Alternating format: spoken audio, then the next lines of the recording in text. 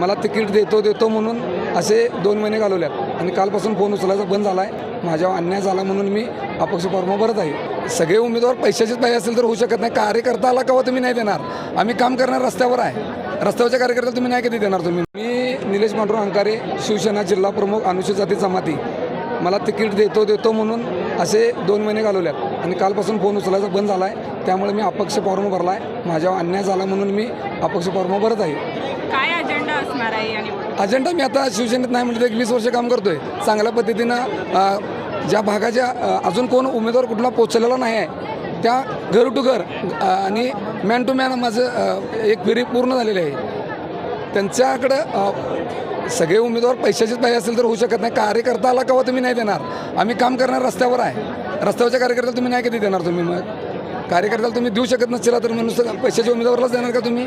मतदारांनी तुम्हाला निवडून दिलं तर पुढची भूमिका काय? पुढची भूमिका जे त्यांच्या भागातले जेवढे म्हणजे समस्या असतील ते जास्तीत जास्त सोडवायचा प्रयत्न करणार. म्हणजे बाबा एक ग्राउंड आहे, दुधाळी ग्राउंड आहे, स्मशानभूमी आहे, रस्त्यांची समस्या भरपूर आहेत आणि रस्ते, गड्डारे आणि ड्रेनेज लाईन हा नगरसेवकचा काम करण्याची पद्धत असते. हे सोडून माझं आपण जाणार आहात का काय स्वतंत्र कसं बघूया. आता तर अपक्ष भरलेला आहे. कोण आपल्याला मिळाला तर आम्ही पक्षाचं पण घेऊ शकतोय.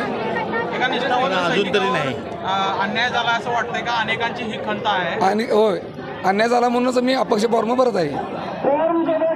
अशाच नवनवीन अपडेट्ससाठी डिजिटल कोल्हापूर चॅनेलला सबस्क्राईब करायला विसरू नका.